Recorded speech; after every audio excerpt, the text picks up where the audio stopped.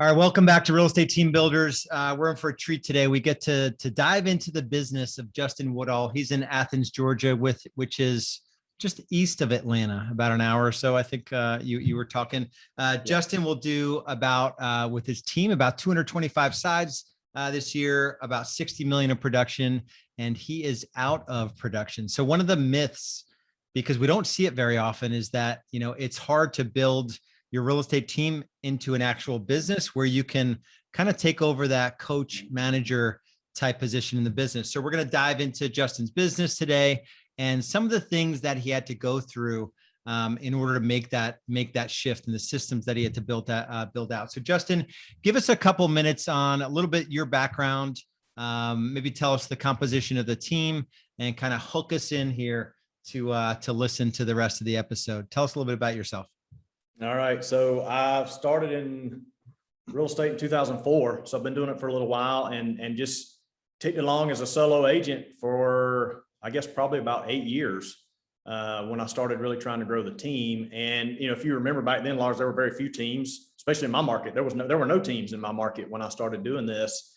But I got to the place that I knew if I ever wanted to have any amount of freedom or any, I had to build that. I'll never forget the one day, it was like a Friday that we were getting ready to leave to go on vacation the next day. And I had a doctor call me. He was moving from out of state. He said, "Hey, I'm coming to Athens this weekend and I'm coming to buy a house. I will have a house under contract before I leave." And we were going on vacation, and he's buying a $400,000 house or something. And so I remember telling my wife, it's not, and I ended up referring it out. So I got a little piece of it, but it's not what it could have been had I been in town or had I had a team at that time. And so I remember telling my wife, it's not the cost of this vacation or the cost of this condo at the beach that we're leasing. The cost is the revenue that I'm not making because I'm gone, and I just remember from that was kind of a pivotal point for me when I said, I have got to build a business and have something that when I go on vacation, I'm not losing money for going on vacation. And so from that point on, I read The Millionaire Real Estate Agent by Gary Keller. And that kind of opened my eyes to what can be done. And then from that day on, I said, all right, well, I'm going to hire an assistant and I'm going to start building a team. And so that's what we did. That's awesome. There's not a single busy agent listening that cannot relate to that story where you're either doing that and there's just a weird feeling around like lost revenue, or you're like sneaking out of date night and you're responding to a deal, in the bathroom, like, "Hey honey, I've got to go take a leak." And you're like working a deal. It's like, "You sure that was a leak? You were gone for like 10 minutes. Well, stomach issues. I don't know." Yeah. No, I absolutely. I have been there, done that. And, texting in the bathroom, making a phone call outside. I've been on vacation at the beach and been walking around on the beach, doing a deal, talking on my phone, whatever. So yeah, I mean, and you can do that for a little while, but eventually I think anybody reaches a point that they almost burn out, or they just kind of it just gets to be too much. And so my answer to that was I needed to find some leverage, needed to build a team because I love real estate. I love what I do, but I just didn't want to be the guy doing it 100% of the time, always. Awesome. And you'll do this year, maybe just a few deals, but no production of the 225 is from you. You're strictly in that coach / manager position. Is that right? Yeah, I would say probably 98%. I'll go if it's a good friend or a really good past client or somebody that's really close to me that calls and says, "Hey, I want to list my house." I'll go on that appointment with my listing partner. We'll go together, just kind of make the introduction, because and meet with them and catch up with them. And then he takes it from there. So I, on those high level people that are close to me, I'm a little bit more involved, but he handles, the majority of it. So, I mean, and that's only because I probably just have a little bit of a problem letting go. That's the only reason, and I don't want them to feel like I just completely, ignored them or didn't even have time to come speak to them. So. Yeah. And I see that in most really well-run teams where the owners exited production.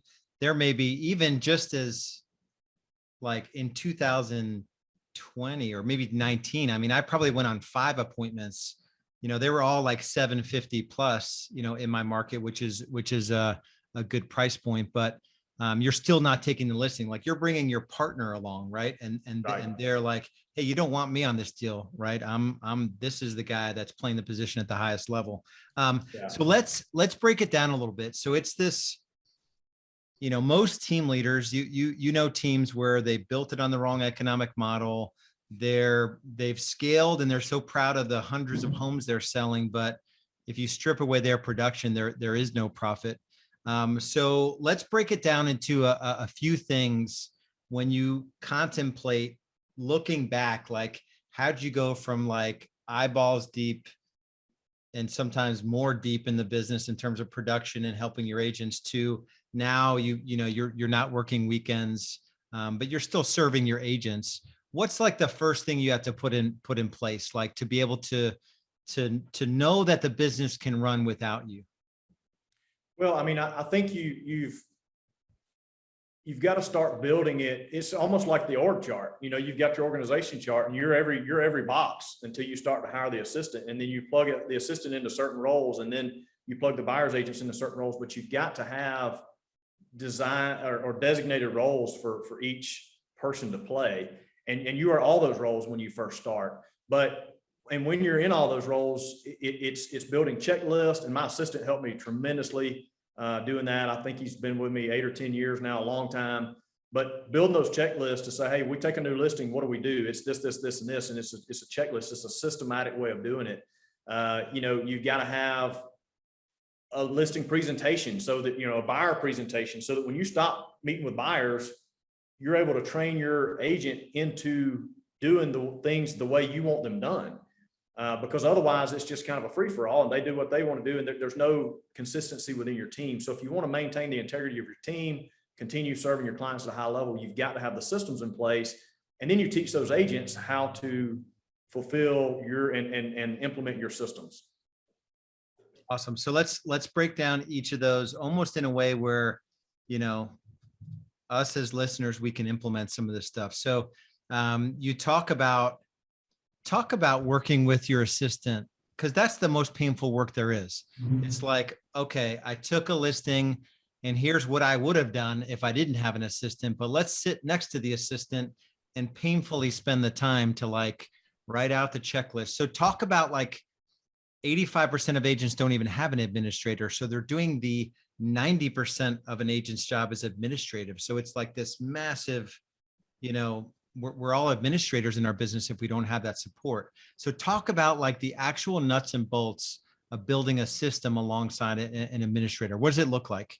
Well, and I would just, if I could, Lars, just back up for just a second there. And I'll never forget. And so if people are listening and they are a solo agent with no assistant, I'm going to tell you, it was the scariest thing I ever did. I mean, looking back now, it's nothing for me to hire somebody or, whatever. I mean, I'm looking for that leverage now, but I'm in a completely different place financially than I was then too. But back then it was like, man, I gotta be responsible to write somebody a check every week or every month, or, like, it was just scary. It was scary to make that first hire. But looking back, man, there's so much freedom that comes with that. And then even when you add those buyer's agents, there's so much freedom that comes with that.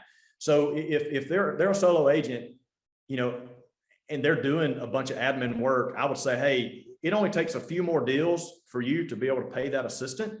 And so if you can get some systems in place, have your admin hire somebody, even if it's part-time to start, to run that side of things for you, it will give you so much more freedom. But then don't use that freedom to go fishing or go play golf. Use that freedom to go generate more business and grow your team. And then you'll have no problem paying that assistant. Yeah. Awesome. That's a really good point. And I think there is a lot of fear, with folks that maybe haven't managed somebody, they haven't built a business before. And you just need to look at your time and just understand that there are critical activities that need to get done, but they're, in my market, they're like 20 to $25 an hour type activities. And if you want to make $250 an hour or $150 an hour, you can't, by definition, you can't spend a lot of time doing those activities. So what can you tell us about those checklists, getting an administrator to take over those sort of tasks? So, yeah, I mean, it's working hand in hand with them until you get it ironed out. And then once it's ironed out, then they just run with it.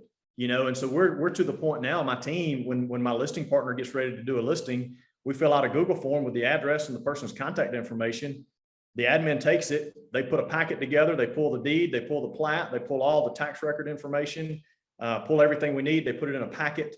And the agent basically is able to grab that packet run some comps if they want to, do a little market analysis and go out the door with it. And then when they bring it back, they turn it back in again, and pictures are scheduled and the listing goes in, and the agent's not having to do all of those administrative tasks, because even my agent's time is worth more. And so Yeah. that's part of the benefit. So let me slow you down. I want you Okay. to list out, like, say all the tasks that happen from getting the call to go on the listing. Just rattle as many as you can in a row, literally all the way to closing. I want you to just say them, because you did a really good job as you were saying it. I'm like, admin, admin, admin, admin, admin. So really just go from, you get the call, you hang up, what happens all the way through closing on your team on the listing side? So on the listing side, once we schedule an appointment, because I still do these occasionally as well. If it's somebody, past client, somebody knows me, calls me directly, I'll set the appointment. We share calendars in Google. So I know when Ashley's available. I know when I'm available, and I'll schedule a time when we're both available so that we can go on that appointment together. But if I set a listing appointment today, I'm going in, I've got a Google link saved on my computer. We go in, I fill out the information. It's the client's name, phone number, email, the date of the appointment, so that our admin knows, hey, you need to have that packet to me well in advance so I can pull comps and kind of run and get my head straight and get things together, or so that Ashley can before we go on that appointment. So all that goes into a Google Doc and it shows up in their email. So then they have a checklist of everything that they pull. So they're pulling the disclosures, they're pulling a listing agreement, because I know all agents don't operate this way, but we like to get it signed at the table before we get up and walk away. So there's a listing pack, there's a listing agreement in there. Address is pre-filled, all the fields are filled in, so we're not having to write it in, but it's there. We're able to go through it with them and get them to sign it while we're there. There's a disclosure in there. There's our affiliated business disclosures in there. There are, the tax printout, the deed, the plat, anything else that we need in that folder is there, along with our promotional materials as well. If we get up to leave and somebody says, well, we're going to think it over, we're interviewing somebody else, whatever, we have promotional materials that we can leave with them in hopes that at least they will call us back if we can't lock it down at that appointment. We try to be last when we can so that we can lock that appointment in or lock that listing in, but that doesn't always happen. So, yeah, so that happens. And then we're able to take that packet, go on the appointment, do the presentation. And when I brought on the listing agent the first time, and I did the same thing with the buyer's agents, basically we sat side by side, went on every appointment together for probably 6 or 8 months before, he was able to see me do it time and time again, see me answer objections time and time again, see the process. I mean, we have a literal process. I go over this information, then I go over this information, then I go over this. And so, I mean, it's all a defined process. So he's able to go in now and do it exactly the way I did it. Of course, he has a little different personality, a little different flair, but it's basically the same process that we used that has been successful for many years. So, and then once that listing is taken, that packet's brought back, the listing agreement is in there, it's able to be scanned and uploaded. If they didn't fill out the disclosure, because we have a pre-listing packet we'll oftentimes send out as well. Sometimes they fill it out, they have it ready. If they don't, that disclosure oftentimes comes later, but the necessary paperwork that we need to upload into our system is there. We have an intake form where we put when they intend to be ready for pictures, when they intend to go live on the market. So all that, the admin knows when that is, so the pictures can be scheduled and they can be scheduled to go into MLS. So the listing agent knows when that's going to happen, but he's not the one that's coordinating the pictures. He's not the one that is, inputting the information in MLS. He's off to the next deal, to go list another house, or he's negotiating an offer on the house he listed last week or what have you. Yeah. So, and just hearing you say it all, 90% of what you were saying, it's straight up administrative in nature. So getting to the front door, building rapport, giving a presentation, getting them to take action and agree to do business with you, and then negotiating a deal when an offer comes in, like anything outside of those things, they're not sales activities. And so the work that you did was just to slow down and just take time to sit with your administrators, your administrator or your agent, and just build this process out. So for sure. I think it's just a good. Go ahead. No, I just think it's good to hear you say all the stuff, because if you're listening and you're like, I do that, I do that, I do that, I do that, you're playing the wrong game. Like you cannot scale when you're in all the positions and you're doing the 80% of the job that's administrative. Well, and there's no way my listing agent can list and sell the number of houses that he does if he were doing all that on his own. And so back that up even further, go back, 8 or 10 years when it was me doing it all by myself. I couldn't do all of that. I couldn't do the transactions if I didn't hand some of that off either. And Lars, when I look back and think about how hard it was to make that first hire, that first assistant, and I think all of us kind of struggle with, well, these are my clients. I got to make sure it's done right. I got to, nobody cares like I do. And I'm the best person to do it. And when we hold on to everything, but you got to let it go. And what you'll find is there are people that are wired to do paperwork, that they just love doing paperwork and they love making sure all the I's are dotted and T's are crossed, and that's their thing. And for a lot of us, it's making more production happen. So if we go do our thing, specialize in that. And so we broke our team out where we basically consider ourselves specialists. You're listing specialist, buyer specialist, or you're on the admin team. And, so you specialize in those roles and you're able to get really good at those specific roles. And that's just what you do. And then as a team, we're all able to go further together than we could all do individually. And it's a win-win for all of us. Yeah, that's awesome. One thing we spoke about, and maybe it's the next thing that you had to contemplate as you were sort of going the team route, is like the economic model and like making sure that foundationally you have it built the right way. Can you speak to splits or how you spend money? Talk about the CFO hat that you need to wear as a team leader versus just a running and gunning producing agent. Right. I would say, and I started building my team a little bit before you and I ever coached together. So I built it similar to what you have, but I didn't quite follow your numbers. Looking back, I wished I had, because it would have ended up being a whole lot more profitable. I knew from the beginning that the 50-50 that so many people do is not going to work. You're never going to be able to exit production that way. So we did build in some value-based splits for buyers agents and the listing agent. So if they bring in the deal themselves, they get paid more. If it's one that we hand off to them, they get paid less. And it's just who brings the most value there. And we just kind of broke it down to that regard. But you do, if you're paying out too much off the top to your agents, there's just not enough left to do the marketing that you need to do to generate leads for those agents, hire the admin team that you need to support those agents, and have profit left over for yourself. So you've got to get your ratios right. You got to have your metrics right in order to have a profitable business when you exit. And you see so many teams that the team leader is still in production, or so many brokerages even where the broker is still in production. And that's why, because they're paying out these enormous splits to the agents because they think that's what's going to attract agents to their company.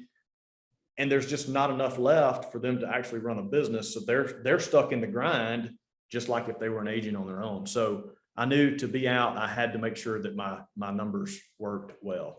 So yeah, and just to pick up on that, maybe you can expand on it. So maybe let's get into the conversation with agents joining your team, and how do you have a conversation around value-based commission splits and like, hey, trust that getting less of every commission check is going to help you make more money at the end of the year.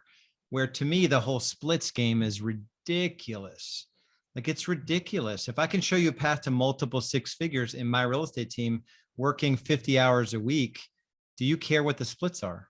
Like, it just flips the whole conversation. Be like, oh, that'd be awesome to make $200,000. I mean, I could do that working 50 hours a week. Yeah. But your splits are like, we're taking about 78% of your commission checks. Be like, wait, I would never do that. But you just told me you wanted to make 200 grand, so talk about that conversation. It's a little frustrating. I have a lot of, baggage around it being in the business for so long, but what's your opinion about take home money versus splits, and how do you navigate those conversations? Well, and honestly, some agents will have that conversation and they'll consider it and look at it. Obviously they're on my team, but there are some agents, I've met with plenty of agents that just don't even, they won't even get it. And I honestly, when I meet with agents, I bring the splits in last. We talk about all the things we do and then we talk about the splits, because so many of them get hung up on that and they say, well, if your splits are too low, I'm not interested. And reality is, it's kind of like, well, 100% of, do you want 100% of 2 deals, or do you want, 30% of 50 deals? What comes out better? And so it's not for everybody, but the agents on my team are all doing quite well. There's constant lead flow for them. And then we already talked about all the administrative support. So, a lot of these agents think, well, I'm getting an 80% split or a 90% split or whatever, but they don't have the support. So they are all those admin roles that we just talked about, they're doing that as well. So yeah, they're getting paid a little bit more, but how many more houses could they sell if they plugged into somebody else's system? So, and it's just like anything else. Some agents can see it, some cannot. And, we're not for everybody, but the agents on our team, if they want to work, we have a good opportunity to provide for them. So. Yeah, that's awesome. I just had a thought and it totally escaped me. It was going to be a life changer for all the listeners. And I just forgot it. Maybe it was around, so agents. Yeah. And so, there's a lot of risk you take on and there's mindset, like even hiring your first administrator. Now it seems like, it's only an administrator, right? That's just part of the business.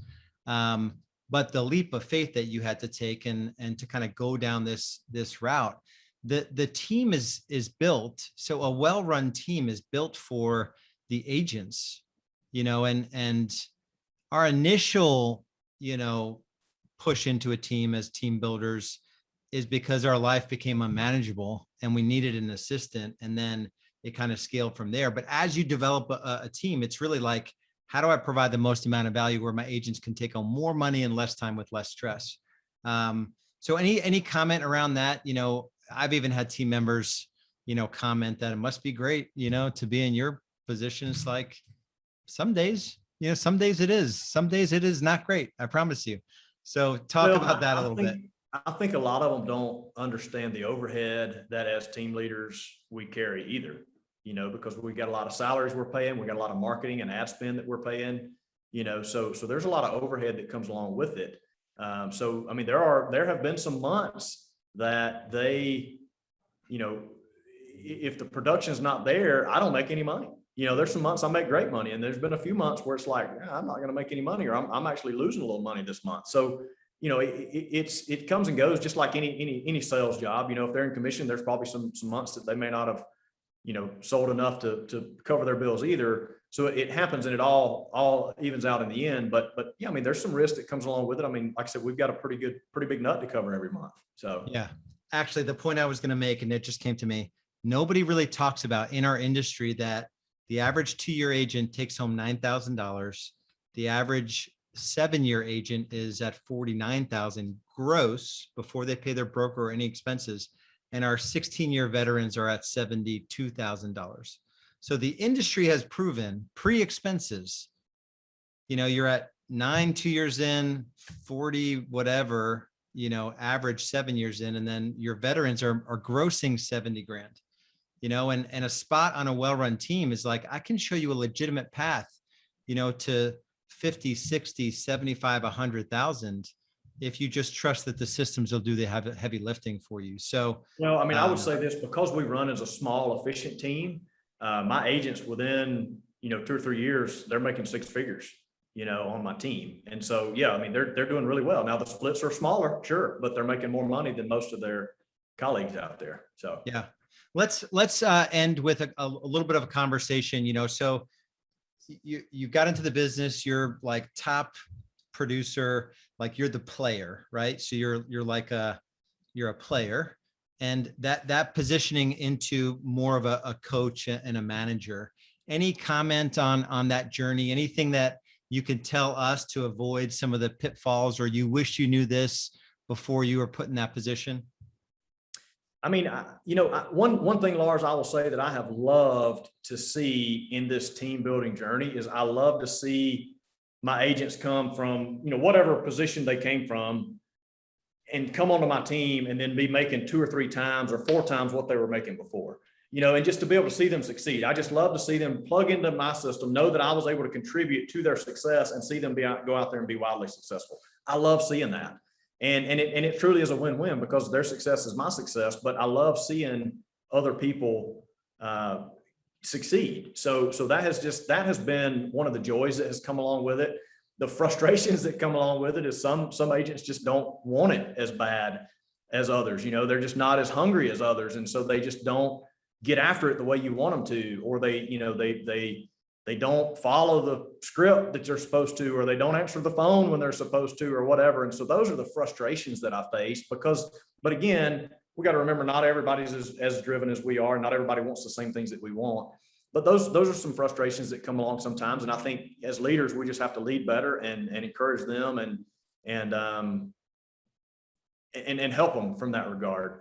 And then as far as it is a lot of, I'm doing a lot more training, coaching as we bring in new agents. They need a lot of help, so it's teaching them how to do the buyer presentation, how to answer that sign call, what to say, how to say it, how to go for the appointment, how to negotiate the offer when there's 3 or 4 or 10 other offers on a house. What do you tell your buyer so that they can win the house? So I'm doing a lot of that kind of coaching now.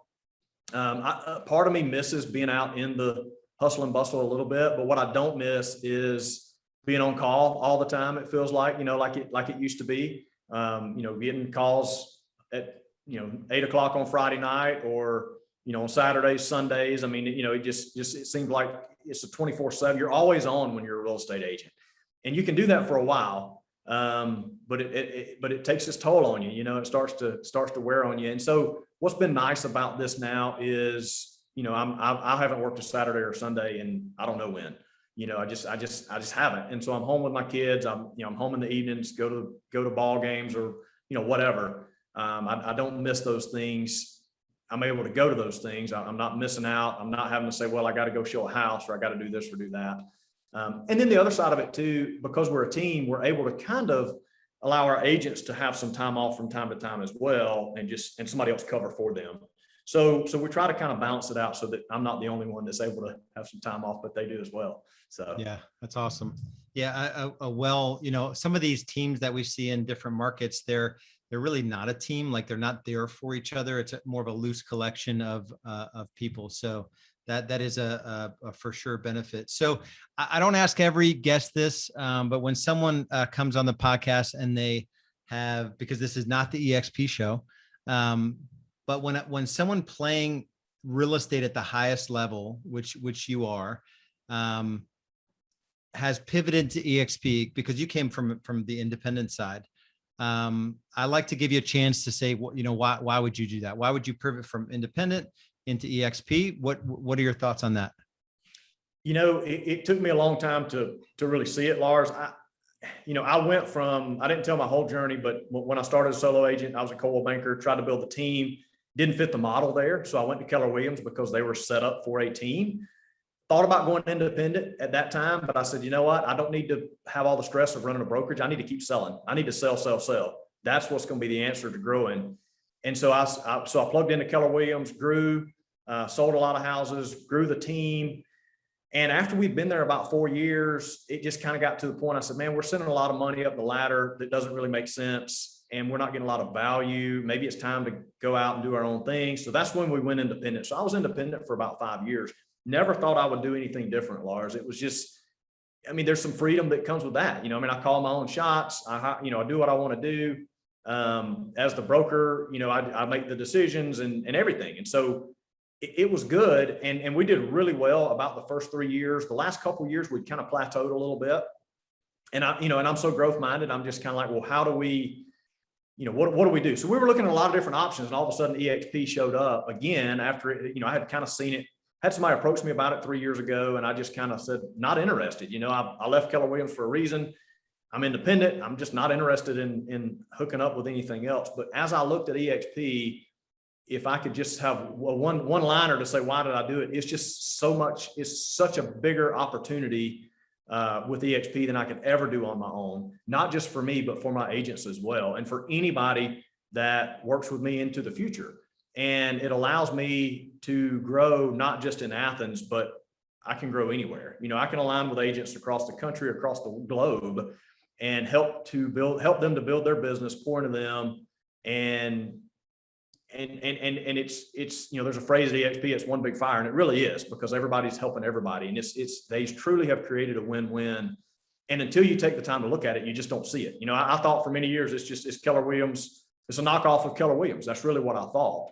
But it's not. There's some similarities, but it's Keller Williams multiplied, 100 times over. I mean, it's Keller Williams on steroids, if you want to put it that way. It really is, in my opinion, the best brokerage out there with lots of opportunity. So that's, in a nutshell, that's without going deep into all the individual reasons. It was just a bigger opportunity for myself and my team. And I think when we look back in a few years, looking out into the future, we look back in a few years and we're going to say, man, this was a great decision. So yeah, and as a team builder, now you're in a unique position with your agents where there is no like, I'm going to be partnered with you forever. Man, if you want to stay on the team and crush it on the team, if you want to go out on your own, if you want to build your own team, right now we're like uniquely partnered with everyone in our world to help each other grow. So it's really, really cool. So I would say reach out to Justin if you've been a naysayer. You guys have heard my journey with EXP. I would say if you're, Justin kind of made the point, like if you're a solo top agent and you're struggling with leverage, or if you're at any point in the journey, just I put together a report called the Real Estate Business Growth Navigator. We actually teach to these 6 stages of growth in real estate B school. Go to realestatebusinessgrowth.com, just download the report, and you can kind of see where you are, see what tools and systems you should be working on, the questions you should be asking yourself. So that's realestatebusinessgrowth.com. Reach out to Justin if you have any questions. My brother, appreciate your time. This was super, super valuable. Just appreciate your heart for just for helping others and being in our community. So I'm honored to be partnered with you. I appreciate you as well. You've poured into me and helped me a lot over the years. Thank you. Awesome. We'll talk soon. All right. See you guys.